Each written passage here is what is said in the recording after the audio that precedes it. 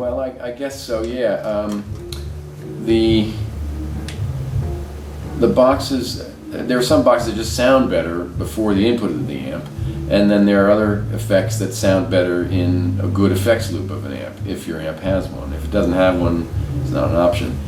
But particularly if you're going to use amp distortion, there are certain, the time-based effects like delay and reverb typically don't sound good before the input of the amp. Loops are the place where you want to put the time-based effects like delay and reverb if you're using amp distortion, because they come after the preamp section and will distort less in the loop than they would if you put them before the input, because then you plug your guitar into the delay and the reverb, they go into the front end of the amp, and then you get all that distortion from the amp while you're distorting the reverb and delay signal as well, and that's not usually a sound that you're going for.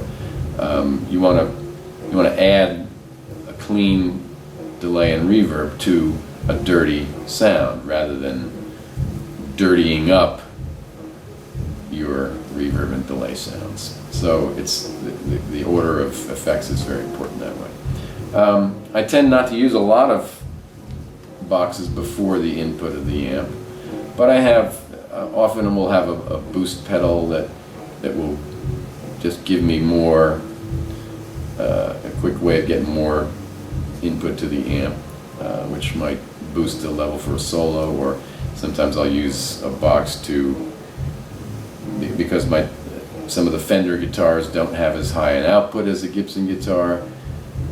When I plug into a Fender guitar, I'll step on the boost so that the signal to the amp is about the same level, so the amp behaves in a similar way. That means I don't have to walk back to the amp and change the controls every time I change from one type of guitar to another. So it's mostly a problem solver. It's handy. I have a tremolo pedal often that's before the input of the amp, and a wah-wah sounds best before the input to the amp. I have a volume pedal too that's probably before the input. And in the loop is usually just a delay and reverb, because those are mostly all I'm using there. So I hope that answers your question.